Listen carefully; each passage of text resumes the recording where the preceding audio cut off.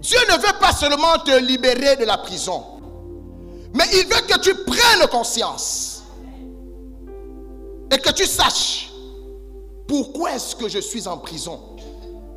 Qu'est-ce que j'ai fait? Pourquoi me condamne-t-on? Est-ce qu'on a retenu quelque chose contre moi? La Bible dit dans Zacharie 3, le diable se tenait à côté de Josué et il l'accusait. Bien-aimé, avant qu'on te condamne, il y a quelqu'un qui va au tribunal pour déposer une plainte contre toi. Et tu deviens à ce moment-là l'accusé. Toutes les fois, bien-aimé, que nous n'obéissons pas à Dieu, que nous faisons comme nous voulons, il n'y a pas un problème. Seulement, tu es déjà emprisonné sans te rendre compte. Comment tu sauras que je suis emprisonné? Tu n'arrives pas à t'étendre. Tu n'arrives pas à expérimenter ce que les autres expérimentent tranquillement. La nuit qu'on a faite pour dormir, tu ne dors pas. Même le chien dort tranquillement. Les chats, ils dorment. Mais toi, tu ne dors pas. Tu passes le temps à réfléchir à tel point que tu tombes même malade. Ton âme est souffrante. Bien aimé, dans la prison, il n'y a que le tourment. On n'a pas fait ce lieu-là pour que tu te sentes à l'aise. Non, non, non, non, non. La prison, c'est pour te limiter. Et dans la limitation, bien aimé, tu vas souffrir. L'homme aime la liberté. Alléluia. Quand tu es privé de faire des choses que tu peux faire, ça fait réfléchir. Et le Seigneur dit ce soir, quand tu fais. Je disais tout à l'heure qu'en prison, certains vont parce qu'ils ont volé, d'autres parce qu'ils ont insulté, certains parce qu'ils se sont battus. Alléluia. Mais à la suite de cela, quelqu'un t'a porté plainte. Il allait t'accuser. Qui t'accuse? Pour quelle raison? Alléluia. Il faut traiter le problème de la prison. Mais il faut, pour que le problème de la prison soit traité, il faut annuler la condamnation. Alléluia. Il faut annuler la condamnation. Et pour annuler la condamnation, il faut payer une rançon, non pas une caution. Je suis venu te dire que Jésus n'a pas donné une caution, mais il a donné une rançon. Ça veut dire qu'il s'est porté garant de rembourser le mal que tu as fait. C'est pourquoi Jésus pouvait dire, Lazare sort. Bien aimé, tu ne peux pas dire à quelqu'un de sortir de la prison si tu n'as pas remboursé. Alléluia. Et Jésus, quand on dit il a remboursé là, il n'a pas payé la caution. La caution veut dire, on te libère pour quelque temps et puis tu repars. Ce n'est pas ce que la Bible dit. Le sang de Jésus n'est pas une caution, c'est une rançon. Est-ce que tu vois la différence entre la caution et la rançon? Est-ce que tu comprends? La caution, c'est libre, ça dit que c'est provisoirement qu'on te laisse sortir. Mais la condamnation est là. Tu es dehors, mais il y a un problème que tu joues contre toi au tribunal. Mais la caution, ou du moins la rançon, autant pour moi, la rançon veut dire, je règle le problème et on oublie.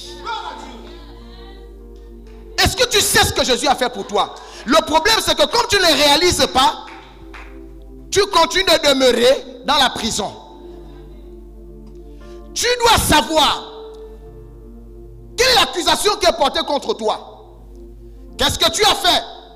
À quel niveau est-ce que tu as transgressé la loi du Créateur pour que le diable, l'accusateur des frères, se lève contre toi pour aller dire à Dieu, regarde, allez en prison. Et comme Dieu est juste, Dieu ne dira pas que tu ignores. Bien aimé, insulte quelqu'un au quartier. Si la personne que tu as insultée se rend au tribunal et va porter plainte pour injure publique, si tu ne savais pas qu'on emprisonne les gens pour injure publique, c'est là-bas où tu sauras ça.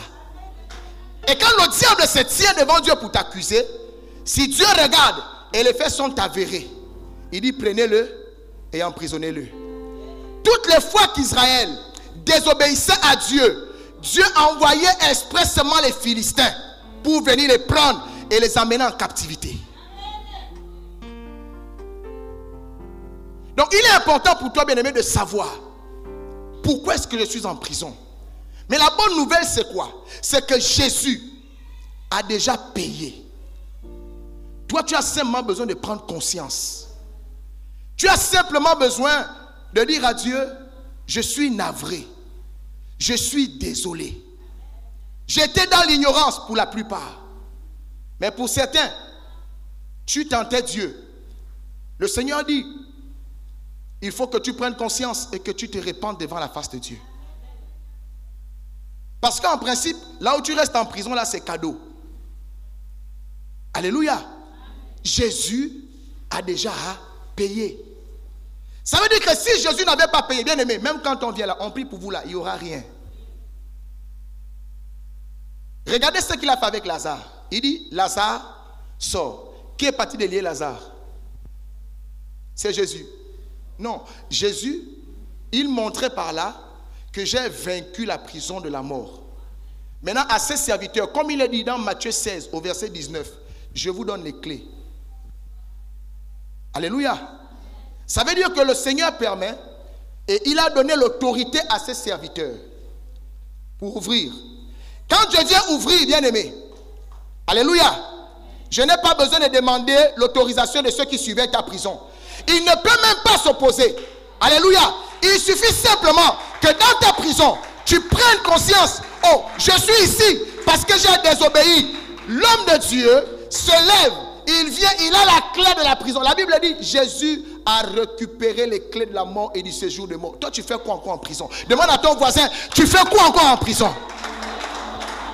C'est pourquoi la parole de Dieu déclare, mon peuple périt parce qu'il lui manque la connaissance. Tu fais quoi en prison alors qu'on a déjà réglé le problème? On a annulé la condamnation. La Bible dit, dans Colossiens 2, les versets 13 et 14, il a effacé l'acte dont les ordonnances nous condamnaient et qui subsistait contre nous. Il a effacé, lève-toi et dis avec moi, il a effacé l'acte dont les ordonnances nous condamnaient et qui subsistait contre nous. Acclame le Seigneur, assois-toi royalement.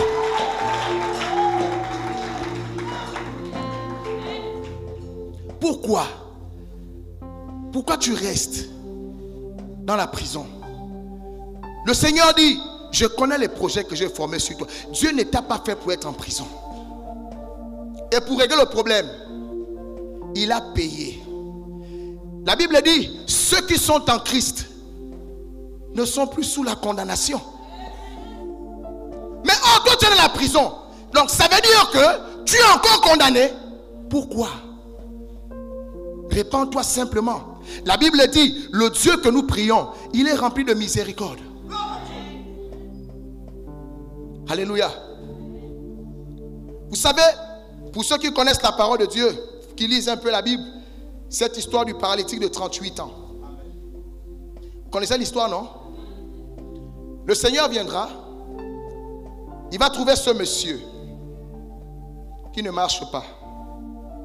Il va dire au monsieur, prends ton lit et pars. Amen, amen. Le monsieur, il va se lever, il est guéri et il est parti.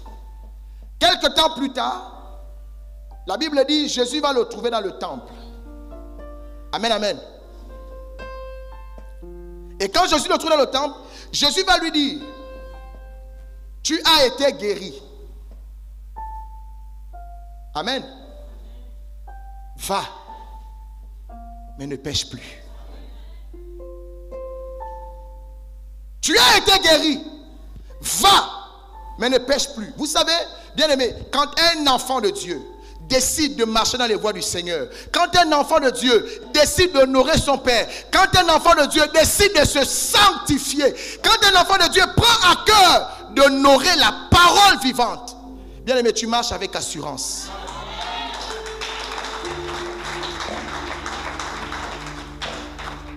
La Bible dit, qui accusera les élus de Dieu? Si tu es un élu, qui peut t'accuser? Si tu es un fils et fille de Dieu, qui peut t'accuser? Mais cependant, parce que tu n'as pas la connaissance de ces choses, tu restes dans la prison. Bien aimé, même Dieu est étonné d'être surpris de te voir en prison. La Bible dit, Jésus a tout payé. Alléluia. Est-ce que je parle à quelqu'un ce soir? Pourquoi tu restes? Demande à ton voisin, c'est comment? Il y a quel problème? Tu fais quoi là-bas? Tu fais quoi dans le chômage? C'est quel chômage qui ne finit pas? C'est quel célibat chronique?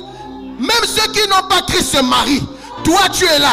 Tu n'as aucun problème. Physiquement, tout est en place. Mais tu n'arrives pas. C'est quel problème? La matrice de la femme est normale. Même celles qui sont folles, elles poussent, l'enfant sort. Toi, ça ne rentre pas. Tu as quel problème?